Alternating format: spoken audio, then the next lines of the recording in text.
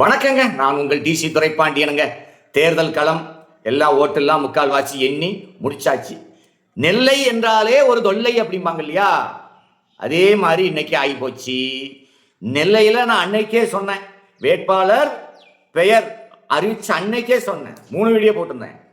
நெல்லையில் RS முருகன் ஜெயிக்கிறார்னு போட்டிருந்தேன். எல்லாரும் கிண்டல் பண்ண, அது எப்படிங்க ஜெயிப்பாரு RS முருகன், அவருக்கு அரசியலை பத்தி என்னங்க தெரியும்? இதுல வேட்பாளரை பார்த்து ஓட்டு போடலாம். ஆனால் RS முருகன் 233 பேர் தாவேக்கால போட்டி போட்டாங்க. அதுல RS முருகனை மாதிரி யாருமே செலவு பண்ணல, தாறுமாறா செலவு பண்ணிருக்காரு. காரணம் என்னன்னா, கேண்டிடேட் 2 பேருமே ஸ்ட்ராங்கான ஆள். சுப்பிரமணியன் அவரும் அதே மாதிரி தான். அதே மாதிரி அதிமுகவில் கணேசராஜ் அவர்கள் 3 பேருமே டஃப்பா இருந்தாங்க. ஆனா நான் சொன்ன, அடிச்சு மட்டும் சொன்னேன், யாருனாலும் நிக்கட்டும், RS முருகன் தான் ஜெயிப்பாருன்னு.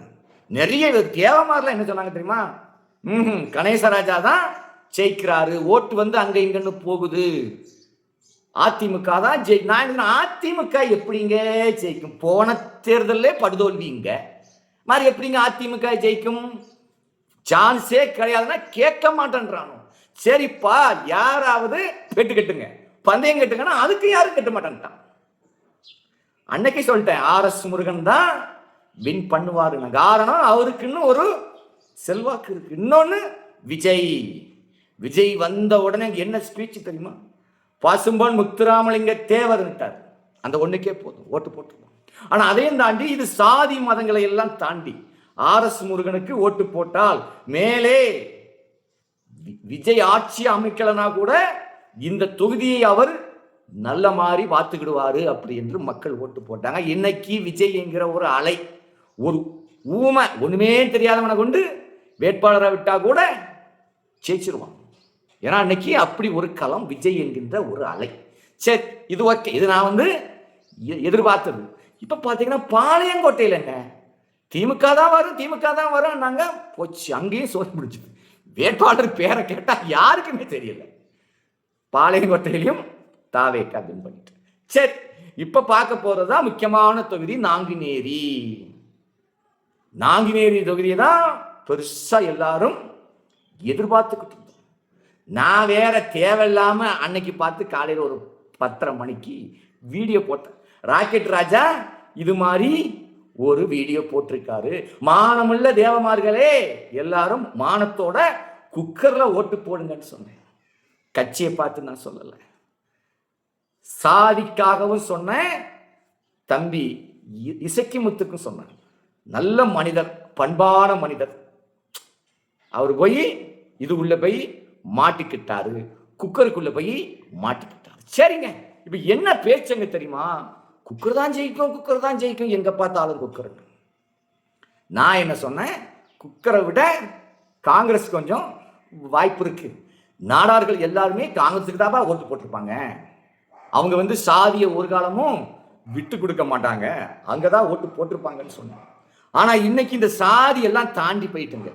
விஜய் என்கிற ஒரு அலை, ரெட்டையார்பட்டி நாராயணனுக்கு குத்துன்னு குத்திட்டாங்க எல்லாரும் விசில்ல பார்த்து. எங்க சீவலப்பேரி தேவர் சமுதாயத்திலே சீவலப்பேரி பாண்டி பிறந்த ஊர்.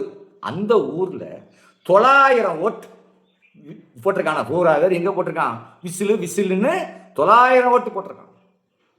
அப்போ ஜாதிகளின் அடிப்படையில் இந்த தேர்தல் இந்த முறையில் இல்லை, வேண்டாம். சாதியை தாண்டி விஜய்க்கு ஓட்டு போட்டாங்க எல்லாருமே. அதனாலதான் ஆண்களாகட்டும் பெண்களாகட்டும் குழந்தைகளுக்காகவே ஓட்டு போட்டது நிறைய பேர் இருக்கான். திமுக கரை கட்டிய ஏட்டி கட்டிருக்கான், கார்ல திமுக கொடி கட்டிருக்கான்.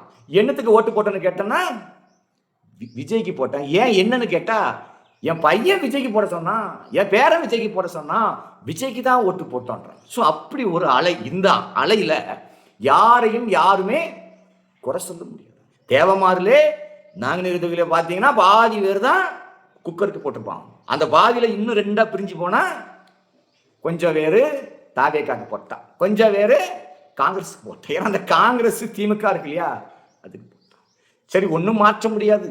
இந்த அலை அப்படி ஒரு பயங்கரமான அலைங்க. யாரை கொண்டு விட்டாலும் தாவேக்கால வேட்பாளரை பார்க்கல. விஜய் மாற்றம் வரணும் அப்படின்னு சொல்லி விஜய்க்கு போட்டாங்க. சரி, இன்னொன்று போனால் கடைசியில் போனால் தென்னந்தோப்பு, அது கொஞ்சமாவது ஓட்டு வாங்கணும் அப்படின்னு நான் நினச்சேன். அதுக்கு இங்கே வாய்ப்பு இல்லாமல் போச்சு.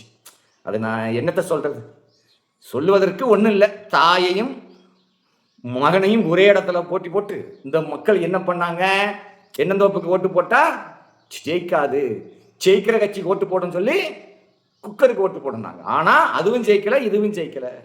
காத்திருந்தவன் கொண்டாட்டிய நேற்று வந்தவன் கொண்டு போன மாதிரி விசில் விசில் விசில் வந்து ஊதிட்டு எல்லா கட்சியிலையும் ஊதிட்டு போயிட்டேன். இதெல்லாம் சொல்ல முடியாது. சரி, ஏதோ ஒன்று தேர்தல் நல்ல மாதிரி முடிஞ்சு. ஆனால் தம்பி இசக்கிமுத்து வந்து ரொம்ப போராடினார். தேர்தலுக்கு ஒரு 6 மாதத்துக்கு முந்தையே நாங்குநேரி தொகுதியை எப்படியாவது கைப்பற்றிடணும் அப்படின்னு இவ்வளவோ போராடினார். கடைசியில் பார்த்தா அது புத்தியை காட்டுங்கிற மாதிரி நாங்குநேரியில் ஒரு நாடார் தான் மீண்டும் அமர வேண்டும் அப்படின்னு என்ன முடிவு பண்ணியிருக்காங்க. ஒன்று காங்கிரஸ், இல்லைன்னா தாவேக்கா. 3ஆவதுக்கு போயிட்டு பாருங்க. அதுதான் எனக்கு கொஞ்சம் மன கஷ்டம். செகண்ட் வந்தா கூட பரவாயில்ல, தேர்டுக்கு போயிட்டு செலவு நல்ல பண்ணியிருந்தாரு, நல்ல மனுஷன். ஆனால் நிறைய பேர் வந்து சாதியை பார்த்தும் வேண்டாம் அப்படின்னு நாங்குநேரி தொகுதியில் இசக்கிமுத்து வரக்கூடாதுன்னு சொல்லி நிறைய பேர் ஓட்டு போடுறாங்க. அது ஒன்று தான் எனக்கு கொஞ்சம் வருத்தமாக இருக்கு. ஏன்னா நான் அதை வந்து கட்சியை பார்க்கல, டிடிவியை பார்க்கல, எடப்பாடி எல்லாம் பார்க்கல. இசக்கிமுத்து எப்படியாவது ஜெயிப்பார அப்படின்னு பார்த்தேன். அது இல்லாமல் போச்சு. பரவாயில்ல, இருந்தாலும் அவருக்கு ஓட்டு போட்ட மக்களுக்கெல்லாம் வாழ்த்துக்கள். அதே மாதிரி தென்னந்தோப்புக்கு ஓட்டு போட்ட மக்களுக்கும் வாழ்த்துக்கள். நன்றி, வணக்கம்.